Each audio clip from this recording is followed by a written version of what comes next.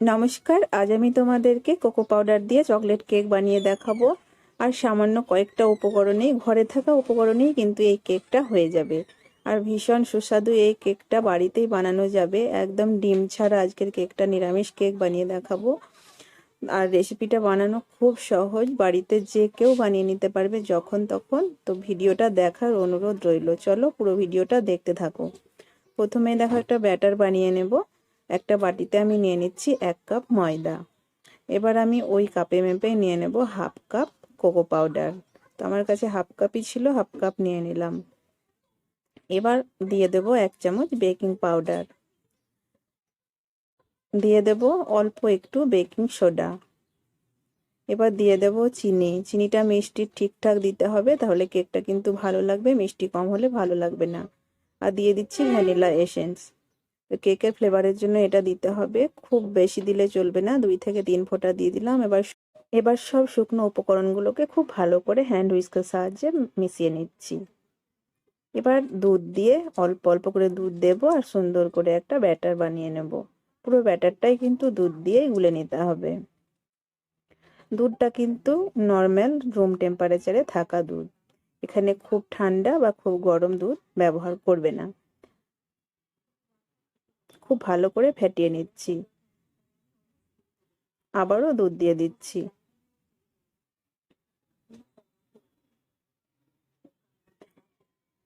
তো দেখো, খুব সুন্দর করে কিন্তু ব্যাটারটা বানিয়ে নিয়েছি আমি। যত ভালো করে ব্যাটারটা বানিয়ে নেবে তত কেকটা ফুলবে আর খেতে ভালো লাগবে। এখানে এবার আমি 1 চামচ মতো বাটার মিশিয়ে দেব।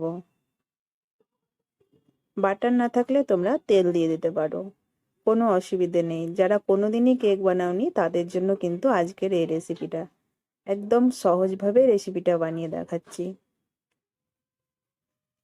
আর স্টিলের বাটিতেই কিন্তু এই কেকটা আমি তোমাদেরকে বানিয়ে দেখাবো। তো ব্যাটার একদম রেডি হয়ে গেছে। আমি স্টিলের বাটিতে করে ব্যাটারটা দেব, কেকটা বসাবো, তার জন্য দেখো। তো কেকের জন্য বাটি আমি রেডি করে নিয়েছি। ছোট ছোট দুটো বাটি নিয়েছি, আর বাটিতে দেখো দুটো কাগজ কেটে আমি বসিয়ে দিয়েছি গোল করে। এবার ব্যাটারটা নিয়ে নিচ্ছি। ফুল বাটি ব্যাটার দিলে চলবে না, যেহেতু কেকটা ফুলে উঠবে, তাই অর্ধেক করে ব্যাটার দেবে। কেকটা ফোলার জন্য একটু কিন্তু ফাঁকা রাখতে হবে। এবার বাকি ব্যাটারটা আমি চায়ের কাপে নিয়ে নেব। তো দুটো বাটিতে নিলাম, আর দুটো চায়ের কাপে নিলে কিন্তু ব্যাটার আমার খালি হয়ে যাবে। একটু হাত দিয়ে দেখো ড্যাব ড্যাব করে দিচ্ছি, তাহলে ভেতরে বাতাস থাকলে বাতাসটা বেরিয়ে যাবে, সেট হয়ে যাবে। তো আমি চায়ের কাপেও এবার নিয়ে নিচ্ছি। আর বাটিগুলো একটা থালায় নিয়ে নিয়েছি, ছোট্ট থালায়। তো বাকি ব্যাটারটা দেখো কাপেও কিন্তু একইভাবেই নিয়ে নিয়েছি, 1/2 কাপ করে। ফুল কাপ কখনোই দেবে না, বা ফুল বাটি কখনোই দেবে না। খুব সহজে এই কেকগুলো আজকে উঠে যাবে। আমি আগে থেকেই কিন্তু গ্যাসের মধ্যে কড়াই একটা স্ট্যান্ড সহকারে গরম করে নিয়েছি। এবার এই কেকগুলো বসিয়ে দেব। তো একদম রেডি করে নিলাম সব কিছু। বাটিতে নেওয়ার পরে আমি আবারও একটা কাঠি দিয়ে ভালো করে ঘুরিয়ে নিচ্ছি। যদি আবার ভেতরে বাতাস থাকে তাহলে খুব সুন্দরভাবে বেরিয়ে যাবে, তাহলে কেকটা কিন্তু ঠিকঠাকভাবে ফুলে উঠবে। চলো, সব কিছু একদম রেডি হয়ে গেছে। এবার আমি বাটিটা বসিয়ে দেব গ্যাসের মধ্যে। কড়াই কিন্তু আমি গরম করে নিয়েছি স্ট্যান্ড সহকারে।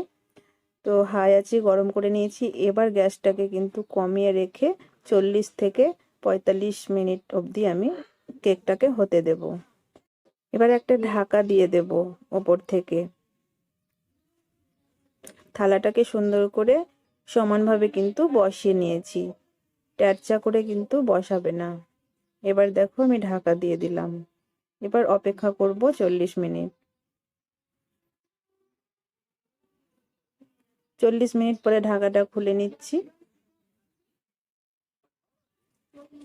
কেকটা কিন্তু একদম রেডি হয়ে গেছে। কতটা ফুলে উঠেছে দেখো, আর কতটা ফোলার কারণে বাটিতে কিন্তু লেগেও গেছে, বাইরে বেরিয়ে গেছে। তো আমি দেখে নিচ্ছি কেকটা হয়েছে কিনা একটা কাঠি দিয়ে। একদমই ব্যাটার লেগে থাকছে না, কেকটা হয়ে গেছে।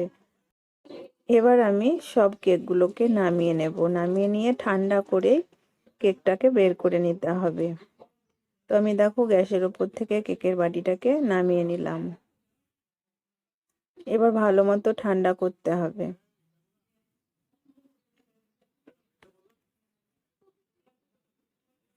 ঠান্ডা করে তোমাদেরকে আমি কেকটা বের করে দেখাচ্ছি।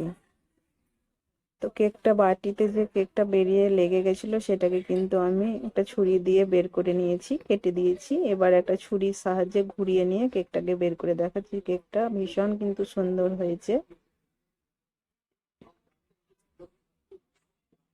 এইভাবেই তোমরা বাড়িতে কিন্তু কেক বানিয়ে ছোট বড় সবাইকে খাওয়াবে, ভীষণ ভালো লাগে, একদম চকলেটের ফ্লেভার, দারুণ হয়।